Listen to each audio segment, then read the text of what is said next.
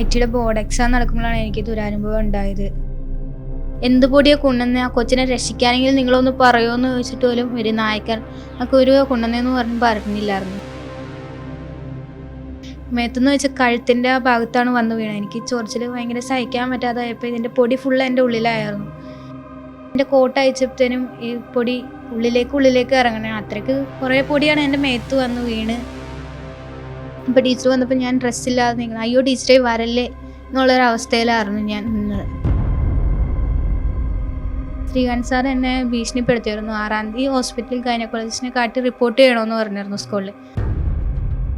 നിനക്ക് ഇപ്പോൾ വന്ന വേദന മനസ്സിലായല്ലോ, തെറി രൂപേണയാണത് പറഞ്ഞത്. ഇപ്പോൾ ടീച്ചർ എന്നെ ഭയങ്കര മോശമായ രീതിയിലാണ് ഭയങ്കര പെരുമാറിയത്.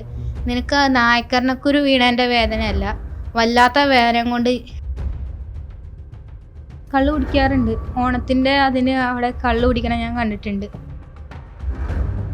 കള്ളുകുടി ആയാലും അങ്ങനത്തെ എല്ലാ പരിപാടിക്കും ടീച്ചർമാർ സപ്പോർട്ടാണ്.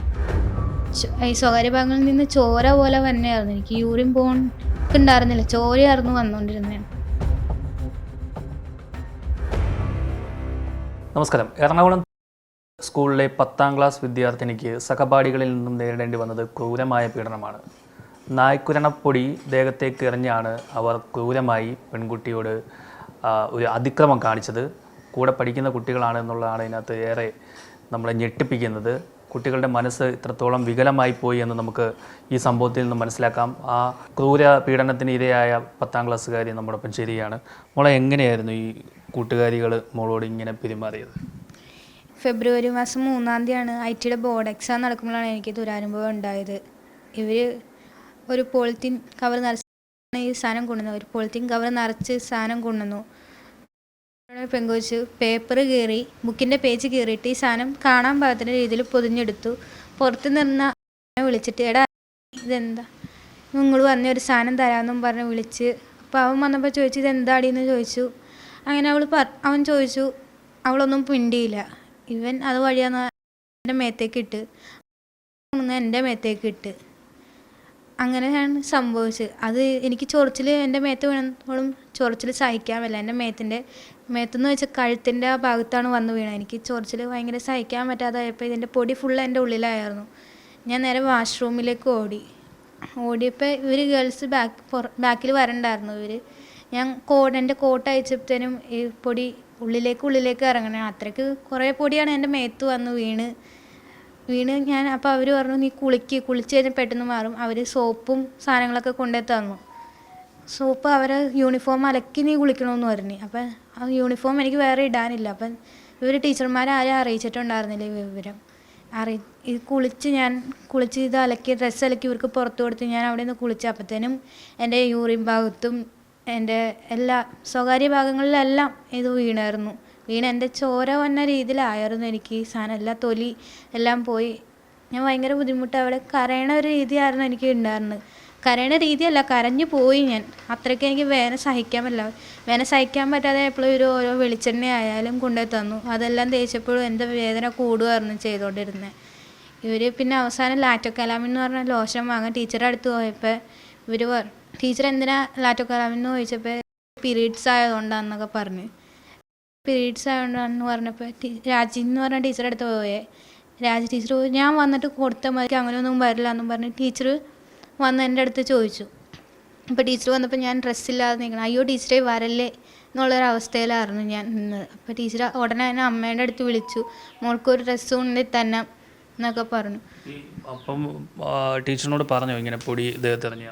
ടീച്ചർ ഈ പൊടി വന്ന് വീണെന്ന് ഞാൻ ഉള്ള കാര്യം പറഞ്ഞായിരുന്നു ടീച്ചർ ഇവരുടെ അടുത്ത് പുറത്തുനിന്ന് നമുക്ക് ചോദിക്കണേ കേൾക്കാം. എന്ത് പൊടിയാണ് കൊണ്ടുവന്നത്, ആ കൊച്ചിനെ രക്ഷിക്കാനെങ്കിലും നിങ്ങളൊന്ന് പറയുമെന്ന് ചോദിച്ചിട്ട് പോലും ഒരു നായ്ക്കൻ ആ കുരുവ കൊണ്ടുവന്നതെന്ന് പറഞ്ഞില്ലായിരുന്നു. ഇവർ ആഞ്ഞിലിക്കുരു അങ്ങനെ അവസാനം കുറേ നേരം ടീച്ചർ കഷ്ടപ്പെട്ട് ചോദിച്ചതിന് ശേഷം എങ്ങാണ്ട് എൻ്റെ അമ്മ വരാറായി എന്ന് അറിഞ്ഞപ്പോൾ ആണ് ഇവർ പറയണത് ഇത് നായ്ക്കരണക്കുരുവിൻ്റെ പൊടിയാന്ന്. അതേ വേറെ എല്ലാം ഈ പിള്ളേർ എൻ്റെ ഫ്രണ്ട്സ് മറച്ചു വെച്ചുകൊണ്ടിരിക്കണമായിരുന്നു. അമ്മ എന്തിനാണ് ഇവർ ഈ പൊടി കൊണ്ടുവന്നത്? എൻ്റെ വിശ്വാസം ഇവർ വേറൊരു പെങ്കൊച്ച് 9ാം ക്ലാസ്സിൽ പഠിക്കുന്ന പെൺകുട്ടിക്ക് നേരെ ഇടാനാണ്. എന്നെ അതിൽ പെടുത്തിയതിന് ശേഷം ഞാൻ വേറൊരു സാമ്പിൾ വെടിക്കെട്ട് മാത്രമൊന്നും അറിയില്ലേ. ബാക്കിയുള്ളതെല്ലാം വരാനിരിക്കണ വലിയ വെടിക്കെട്ട് വരാനിരിക്കണതാണ്. ഞാൻ എന്നിലൂടെ കാട്ടിയിട്ട് വേണം അവർക്ക് മനസ്സിലാക്കാൻ. എന്നെ ഇതിൽ ഞാൻ തുടർന്ന് സാറിൻ്റെ ഭീഷണി പ്രകാരം ഞാൻ 7-ാം തീയതി പോയായിരുന്നു ക്ലാസ്സിൽ. ഏത് സാറിൻ്റെ ഭീഷണി? ശ്രീകാന്ത് സാർ എന്നെ ഭീഷണിപ്പെടുത്തിയായിരുന്നു. 6-ാം തീയതി ഹോസ്പിറ്റലിൽ ഗൈനക്കോളജിസ്റ്റിനെ കാട്ടി റിപ്പോർട്ട് ചെയ്യണമെന്ന് പറഞ്ഞിരുന്നു സ്കൂളിൽ. അതിനെ തുടർന്ന് ഞാൻ ക്ലാസ്സിൽ റിപ്പോർട്ട് ചെയ്തു. ഇപ്പോൾ അമ്മാൻ്റെ വണ്ടിക്കാണ് ഞാൻ പോയത്.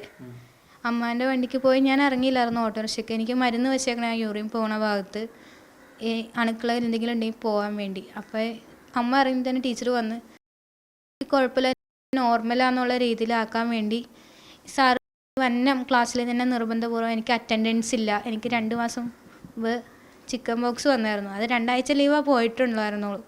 അതിൻ്റെ പേരും പറഞ്ഞ് സാറ് എപ്പോൾ ഒക്കെ എനിക്ക് ഭീഷണിയായിരുന്നു. അപ്പോൾ ഞാൻ സാറിൻ്റെ ഭീഷണിക്ക് പ്രകാരം ഞാൻ 7-ാം തീയതി പോയി. ക്ലാസ്സിൽ ചെന്നപ്പോൾ വൈകിട്ട് ഫുഡ് കഴിക്കാൻ നേരത്ത് പറയണ പെങ്കൊച്ച് എൻ്റെ അടുത്ത് പറയാൻ 9-ാം ക്ലാസ്സുകാർ പെങ്കൊച്ചിനെ ചൂണ്ടിക്കാട്ടി പറയാൻ എന്നെ പ്രേരിപ്പിച്ചു. നിനക്ക് ഇപ്പോൾ വന്ന വേദന മനസ്സിലായല്ലോ, തെറി രൂപേണയാണത് പറഞ്ഞത്. ബാക്കി വേദനകൾക്കും ചില വേദനകൾക്ക് ഇത് ഉപകാരപ്പെടും, നീ ചില വേദനകൾ മാറ്റാൻ ഇതൊക്കെ ഉപകാരപ്പെടും എന്നുള്ള രീതിയിലാണ് അവൾ പറഞ്ഞത്. അത് എന്നെ പ്രേരിപ്പിക്കുകയുണ്ടായിരുന്നു. ഇതിനെ തുടർന്ന് വൈകിട്ട് ഞാൻ പോകുന്ന വഴിക്ക് എന്നെ മാറ്റി നിർത്തി പറയുകയുണ്ടായിരുന്നു, ഈ സാധനം വീണ്ടും പിറ്റേ ദിവസവും ഈ സാധനം ഇതേ അളവിൽ തന്നെ ഇതേ കവറിൽ കൊണ്ടുവന്നിട്ടുണ്ടായിരുന്നെന്ന്. ഈ കൂട്ടുകാരികളൊക്കെ ഈ സ്കൂളിൽ വലിയ പ്രശ്നക്കാരാണോ? അതെ, പ്രശ്നക്കാർ തന്നെയാണ്. അവർ എന്താ പറയുക, വേണ്ടാത്ത തരത്തിലുള്ള ഇതുള്ള കൂട്ടുകാരാണ് അവരൊക്കെ. എന്നുവെച്ചിട്ട് ഓരോ രീതിയിലാണ് അവരുടെ ഓരോ കാട്ടായങ്ങളും നമ്മൾ ഉപദ്രവിക്കൽ. ഞാൻ ഫ്രണ്ട് ബെഞ്ചിൽ എന്നെ നിർബന്ധപൂർവ്വം കൊണ്ടുവരുത്തുക. എന്നെ എപ്പോൾ ഒക്കെയും ബാക്കിൽ നിന്ന് ഡെസ്ക് വെച്ച് അടിക്കലാണ്. ഞാൻ പരീക്ഷയിൽ ജയിച്ചു കഴിഞ്ഞ് കഴിഞ്ഞാൽ നല്ല മാർക്കോടുകൂടി കോപ്പി അടിക്കാതെ ജയിച്ചു കഴിഞ്ഞ് കഴിഞ്ഞാൽ എപ്പോൾ ഒക്കെയും എന്നെ കള്ളിന്ന് വിളിച്ച് ആക്ഷേപിക്കുകയാണ്. സാറുമാരോട് ഞാൻ പറഞ്ഞു, എൻ്റെ ക്ലാസ് സാറായ ശ്രീകാന്ത് സാറിനോട് ഞാൻ പറഞ്ഞു, സാറ് ഒരു വാണിംഗ് പോലും അവരെ ചെയ്തിട്ടില്ല. അവരെ കണ്ടു പഠിക്കാൻ, കോപ്പി അടിക്കുന്ന പിള്ളേരെ കണ്ടു പഠിക്കണം, കോപ്പി അടിക്കാൻ പഠിക്കണമെന്നായിരിക്കും സാറിൻ്റെ അഭിപ്രായം. എന്നെ തുടർന്ന് എനിക്ക് 12-ാം തീയതി വരെ ഞാൻ സ്കൂളിൽ പോയായിരുന്നു. 12-ാം തീയതി എനിക്ക് വയ്യാത്ത യൂറിൻ ഇൻഫെക്ഷൻ ഭയങ്കര കൂടുതലായിരുന്നു. ഇപ്പം ഞാൻ ഈ രാജി എന്ന് പറയുന്ന ടീച്ചറുടെ അടുത്ത് പറഞ്ഞു. അപ്പോൾ ടീച്ചർ എൻ്റെ അമ്മേനെ ഒന്ന് വിളിച്ചാലോന്ന് ചോദിച്ചപ്പോൾ ടീച്ചർ പറഞ്ഞു, മോനെ അങ്ങനെ വിളിക്കാൻ പറ്റില്ല, ജിഷ ടീച്ചറുടെ അടുത്ത് പറയട്ടെ എന്ന് പറഞ്ഞു. അതായത് HM ഇൻചാർജുള്ള ജിഷ ടീച്ചറുടെ അടുത്ത് പറയട്ടെ എന്ന് പറഞ്ഞു. ജിഷ ടീച്ചറുടെ അടുത്ത് പറഞ്ഞപ്പോൾ ജിഷ ടീച്ചർ എന്നെ ഭയങ്കര മോശമായ രീതിയിലാണ് ഭയങ്കര പെരുമാറിയത്.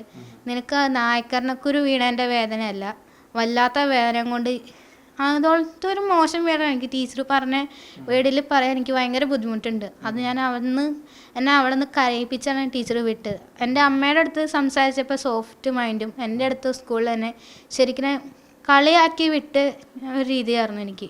ഈ കൂട്ടുകാരികളൊക്കെ എന്തെങ്കിലും ലഹരി മരുന്ന് ഉപയോഗിക്കുക അങ്ങനെ എന്തെങ്കിലും ചെയ്യുന്ന ശ്രദ്ധപ്പെട്ടിട്ടുണ്ടോ?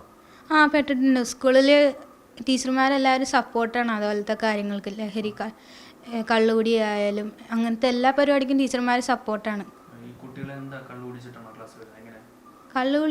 കള്ളു കുടിക്കാറുണ്ട്. ഓണത്തിൻ്റെ അതിന് അവിടെ കള്ളു കുടിക്കണം ഞാൻ കണ്ടിട്ടുണ്ട്.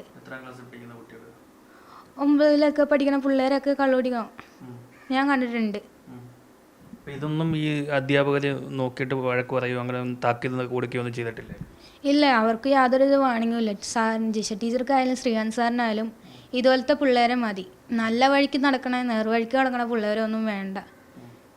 സാറിന് ആരും വേണ്ട, അങ്ങനത്തെ ഉള്ള ഒരു പിള്ളേരെയും സാറിന് വേണ്ട.